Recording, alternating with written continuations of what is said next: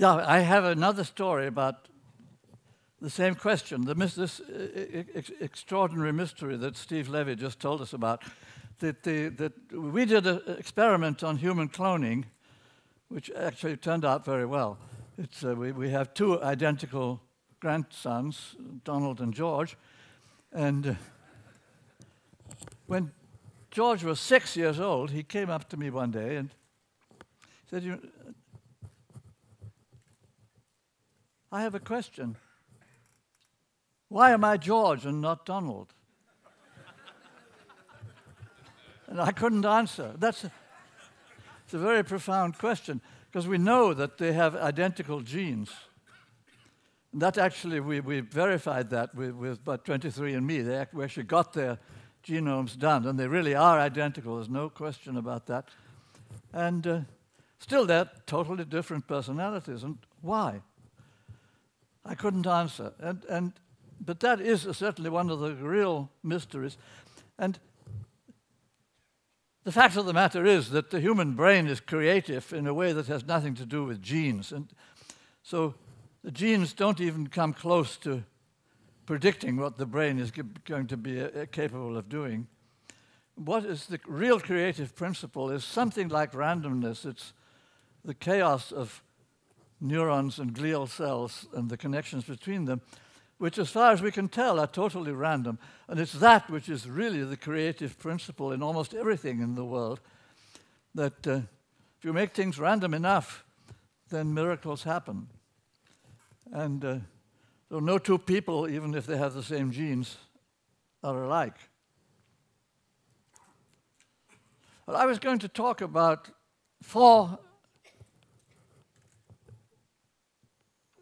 I was so lucky. I just came on the scene at the end of World War II. Of course, everybody felt lucky then. We had survived.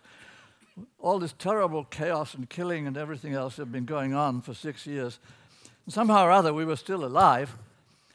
And what was even more, there were 4 quite separate adventures ahead of us, which were just breaking out like crazy. It was just a wonderful time to be young. It was just so lucky for us who survived. So the 4 things that were going on, well, first of all, the genome itself. We didn't know much about that, but the basic experiment had been done in 1943, just during the war, in fact, at Rockefeller Institute in New York City, by Oswald Avery and his colleagues. They discovered that it was DNA that actually made the difference. And the experiment was done with bacteria, with pneumococcus bacteria. And Avery took one kind of bacterium and then switched the DNA from one to another, pulled out the DNA from one bacterium and put it into another. And the two bacteria actually exchanged their qualities, exchanged their characteristics. So he knew at that point that it was actually the DNA that made the difference. So the question then was open, well, what the hell is this stuff doing? What can it actually, how can it tell the bacterium actually what to do? So that was the big problem. Well, it happened at that time, I actually happened to know Francis Crick, who was the fellow who 7 years later discovered how DNA actually works. And I'm supposed to come over here so others can see me. I got a signal from the boss over there. And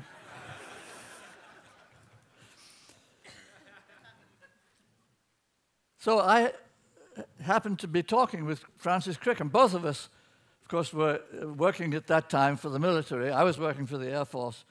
Crick was working for the Navy. And both of us were looking forward to getting back to real life. But he was in much worse shape than I was. He had been working for the Navy for 6 years, and 6 years is an awful long time, especially he was then 26 years old, I was 21. And so we were discussing what we were going to do. Both of us had been trained as physicists, and So we were going to go ahead and do physics. That was the obvious thing to do. But Crick said, you know, it's so depressing. 6 years gone by, I've forgotten everything I ever learned. He said, it's just hope, I'm afraid I'm never going to amount to anything as a scientist. Perhaps the only thing I could try to do is to start completely afresh and try to do biology. And I said, no, that would be a terrible mistake. And I was 21 and he was 26 and he looked so terribly old. And I said to him, you know, it's true, the next 20 years are really going to be exciting for physics. That's going to be the exciting thing for the next 20 years. And after that, biology is going to be the most exciting. But by that time, you'll be too old. You won't be able to be doing anything exciting. So you better stay with physics. And well, fortunately, he didn't take my advice. And so in 7 years, he proved me wrong. Anyhow, so that was one of the big things that's been going forward for the last 60 years is this. Crick and Watson discovered how the DNA actually is put together, what kind of a chemical it is. He found the exact double helix structure for it. So that was then the big story leading to the human genome and everything else. Well, that was story number one. Second story, nukes. The nuclear bombs were detonated in 1945, and the world was, of course, resonating with that tragedy. And we all knew that now the world was never going to be the same because of nuclear bombs. And I believed, like everybody else at that time, that the bombs ended the war. So we were sort of very happy. We were grateful to the people who built the bombs. I was then in England. I had nothing to do with building the bombs. But anyway, I thought, well, we're grateful to those guys. They actually finished the war. I found out later that's not true. And I think that's important. I have a good friend, Ward Wilson, in Princeton, who is now working and writing a book about this subject. And I think he proved very much to my satisfaction that the bombs had very little to do with the end of the war. What actually ended the war was the Soviet invasion of Manchuria. The Soviet Union declared war on Japan and moved troops into Manchuria, and were all set to overrun Japan in about a week. And the Japanese very wisely decided that wasn't what they wanted for the end of the war. They preferred to keep the Russians out. And that was the reason why they surrendered to the Americans. And if you want a proof of that, you can actually find it in the emperor's order to his troops. The emperor of Japan had to order his troops to surrender, which of course was a delicate question. The troops of Japan had this very, very powerful tradition of never surrendering to anybody and fighting to the very last man. So it was a very delicate question whether they would actually obey the emperor. And the emperor put the strongest argument that he could to persuade them that they really had to surrender. And the argument he took had nothing to do with the bombs. What the emperor said to the troops was, look at my grandfather. See what he did. His grandfather was the great emperor Meiji, who had modernized Japan. He was the great leader of Japan who took Japan out of the Middle Ages and made it a modern country.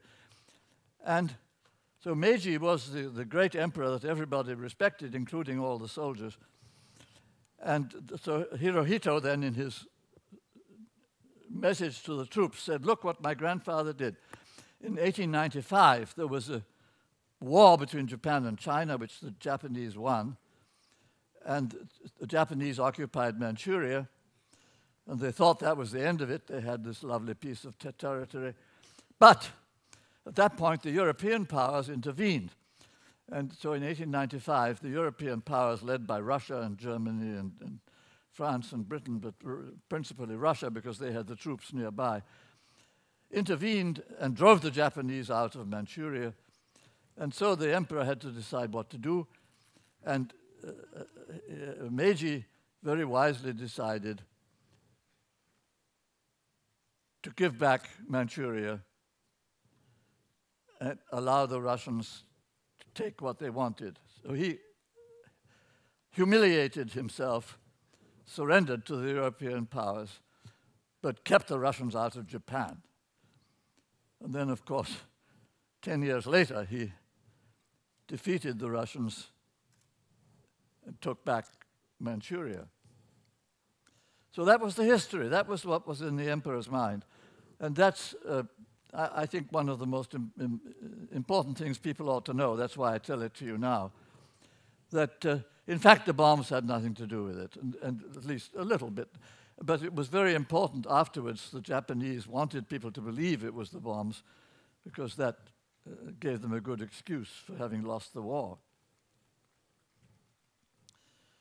Well, what else? There's another. I've been trying then for the rest of my last 60 years to get rid of nuclear weapons. And one of the ways I thought of doing that was to join a project called Orion, which my son wrote a book about, which was a wonderful scheme for getting around the solar system in a huge spaceship driven by nuclear bombs. And so the way we were going to do it was to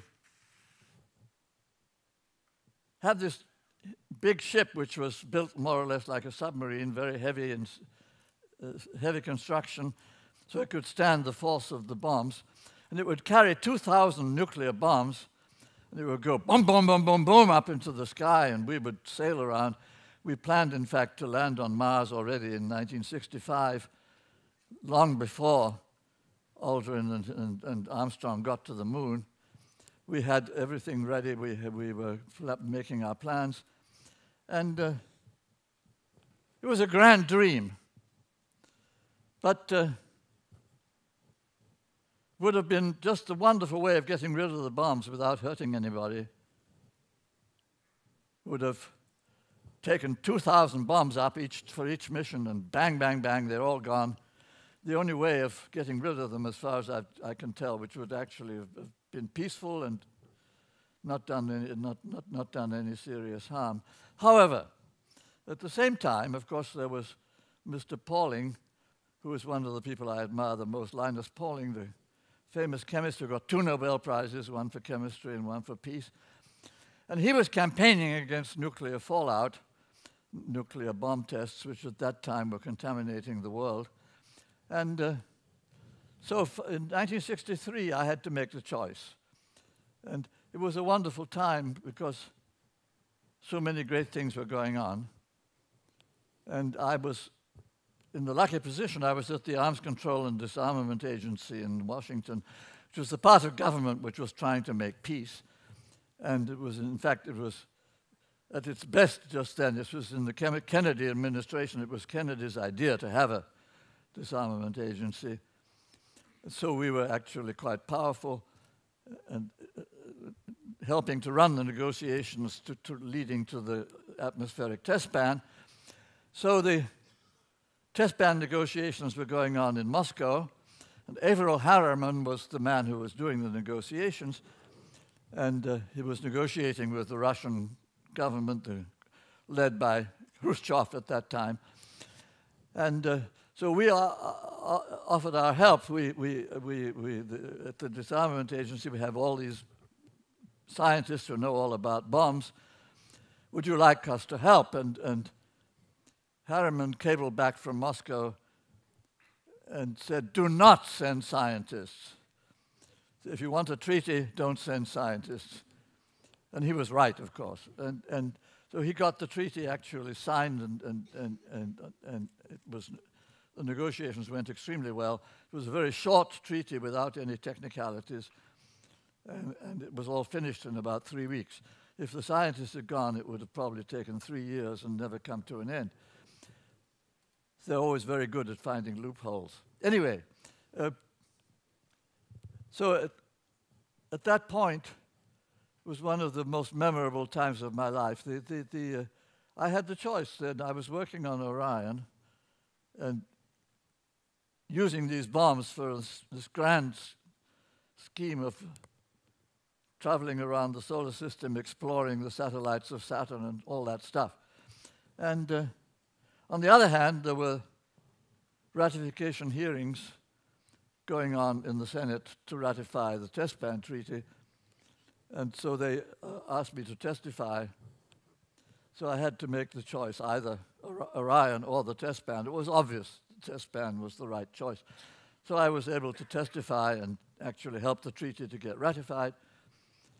And the same day when I was testifying, there was this wonderful, wonderful march on Washington with Martin Luther King making his famous speech where he was having his dream, and I was right there. It was a great time to be alive. Well, what else went on? I've been so lucky. All these great things have been going on just in my lifetime, and I've been mostly just a spectator, but occasionally able to help a bit. Well, the third thing that was going on was space, of course. I'd been in London at the time when the very first spacecraft were raining down on our heads, the V2 rockets designed by Wernher von Braun. And that was a wonderful time to be in London, because every time one of those rockets came down and went bang, and then you heard the whine of the rocket falling, you know it hadn't hit you. And so it wasn't at all disturbing. What's more, you knew that this was an enormously expensive piece of engineering, this V2 rocket. Every one of those rockets cost the Germans a high-performance fighter airplane, which they desperately needed for fighting the war. So these rockets actually were unilateral disarmament of Germany. So we were tremendously happy hearing them come down.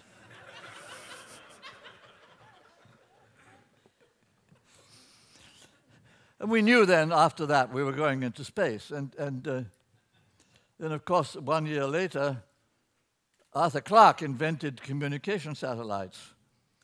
Arthur Clarke, we just celebrated. On Tuesday, we had a big celebration in Washington celebrating Arthur Clarke. He was a great guy. He not only invented communication satellites, he also wrote science fiction novels. And he wrote a wonderful novel called Childhood's End, which I'm very fond of. Childhood's End is a sort of symbol for what's going to happen. And so I should bring this to an end pretty soon. I've got about 5 minutes to go. So anyway, that's three things I talked about. The last thing is information, and which was starting out at just the same time. In the year 1946, just 1 year after the war ended, our computer project started in Princeton. Johnny von Neumann and his friends started building the first really capable computer with modern software running it, which could, and he wanted to do mostly two things. One was predicting the weather, and the other was building hydrogen bombs. And he put about an equal amount of effort in both. And unfortunately, the hydrogen bombs worked better than the weather prediction. But anyhow, I remember von Neumann giving a talk and saying it was just it was duck soup, actually, to control the weather. All you needed to do was understand what was going on in the atmosphere and the ocean, and all you had to tell was whether it was stable or unstable in the particular atmospheric motion or oceanic motion. And if it was stable, you could predict it, and if it was unstable, you could control it. So either way, you could have the weather you wanted. He thought that this would all happen in about 10 years.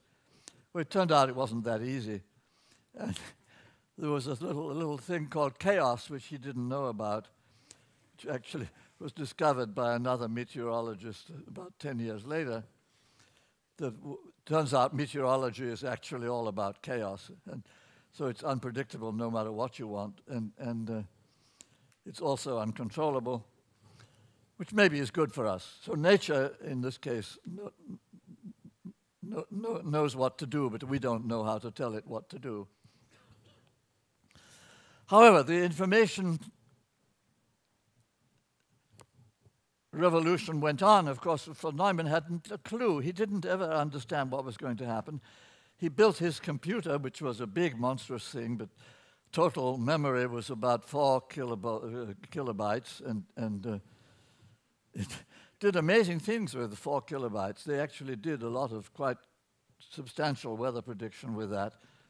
And anyway, what von Neumann thought that there would be other computers then which would be even bigger and more expensive, and they would all belong to governments or big industrial labs or university labs.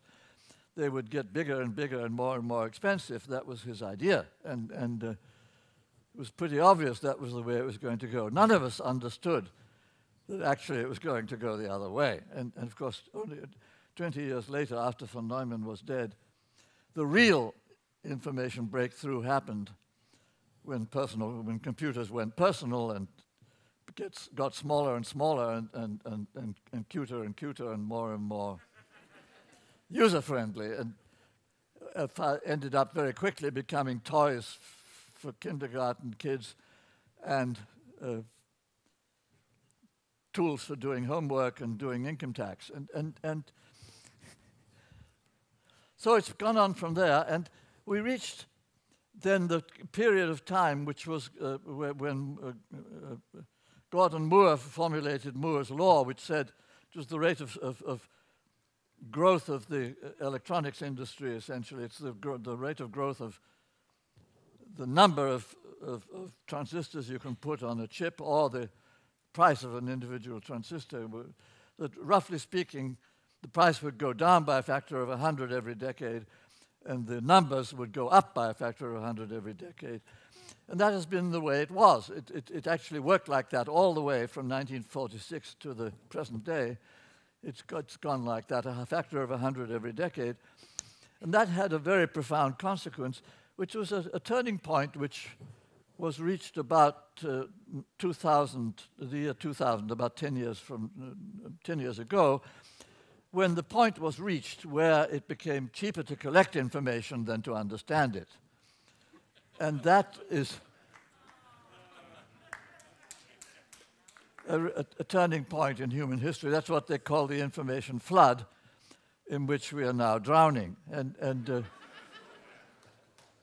there's a very lovely book was just been published about this, which I saw in the bookstore by James Glick, called The Information, which is a book I recommend. It's about the history of information and what's happened to it. And he uses this phrase, which I like very much, that our job as human beings is to create islands of meaning in a sea of information. And that's actually true. And the beauty of that is it's done by artists as well as by scientists, that islands of meaning is exactly what we're creating. And it's something we can all work together on. And so I'll finish just with my view of the sort of the golden age ahead of us, which is something I'm looking forward to. I believe in space. I believe it's something that's very much in our destiny. I'm so happy that we had an astronaut talking to us. I mean, the space station doesn't look all that exciting, but it's the right way to go. We have...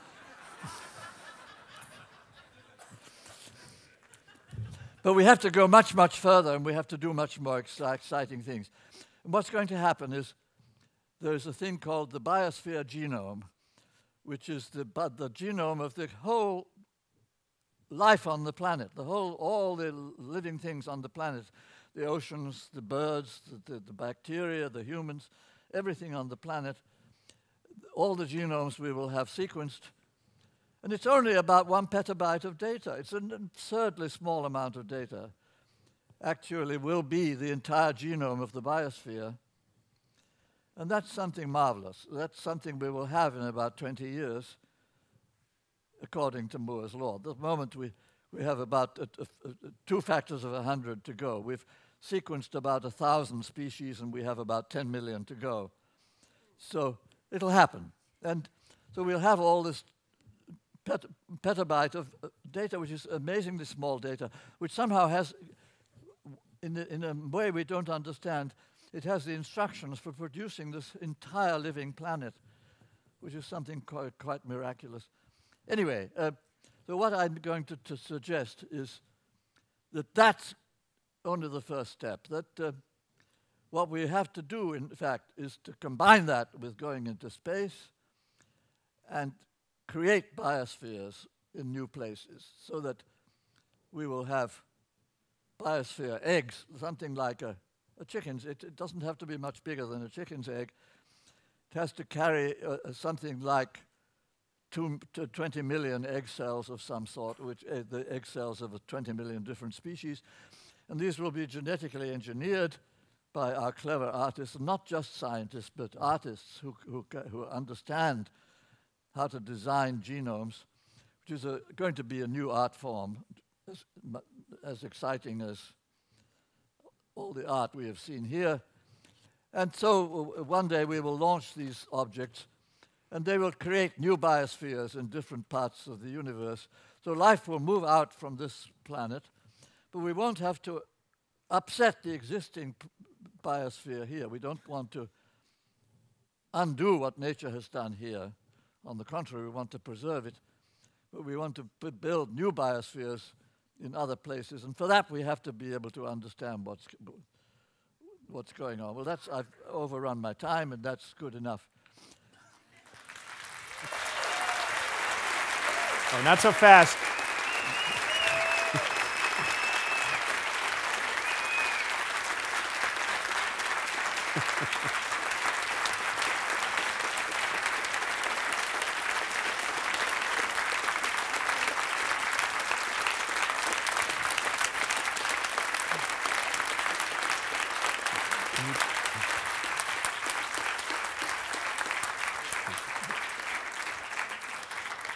What an honor, and you're a wall-to-wall delight. Do you remember the words that you sent us to put in the program? Yes. By heart, or do you want to read them off paper? Because I want to ask you to do us that favor. Oh, then it's better if I read them, yes. I think there's so many wonderful, beautiful things in this book, but this one really stuck out for me. Yes, so this is what I said. Here are 10 bits of advice from an old guy, scientist and writer, who has always done what he liked and got well paid for it. So here's the advice. Be lucky, competent, active, daring, cosmopolitan, flexible, generous, lucid, sharing, loving. I learned these rules from my wife and kids, not from my teachers. Absolutely beautiful. Thank you so very much. I hope you had a good time. Thank you, I did, yes, thank you.